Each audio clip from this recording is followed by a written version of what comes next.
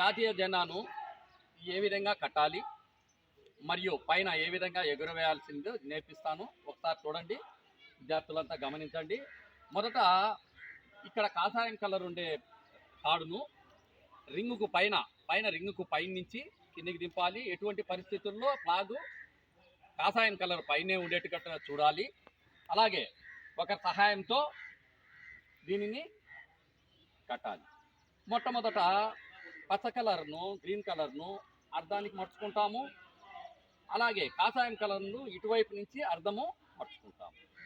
ఈ విధంగా మర్చుకున్న తర్వాత చిన్న చిన్న మడతలు వేసుకుంటూ ఇక్కడ నుండి చిన్న చిన్న మడతలు ఇట్లా వేసుకుంటూ వెళ్ళాలి.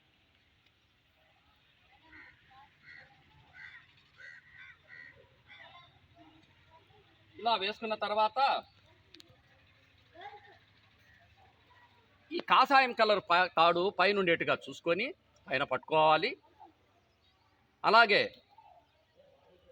కింద పచ్చ కలరు తాడును ఇలా బొటన వేలుకేసుకొని చూడండి, ఇలా బొటన వేలుకేసుకొని ఈ పచ్చ కలర్ తాడునే ఇలా 2 సార్లు కానీ 3 సార్లు కానీ తిప్పి ఈ తాడునే ఈ బొటన వేలుకు రింగులో నుండి పైకి తీసుకోవాలి.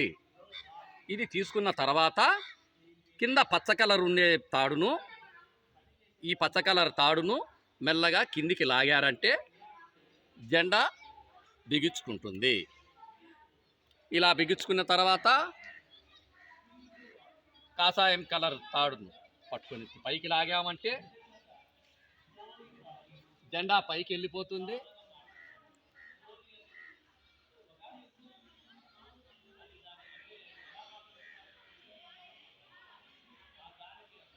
ఆటోమేటిక్గా పచ్చ కలర్ జెండాను లాగామంటే నీకు జెండా విచ్చుకుంటుంది.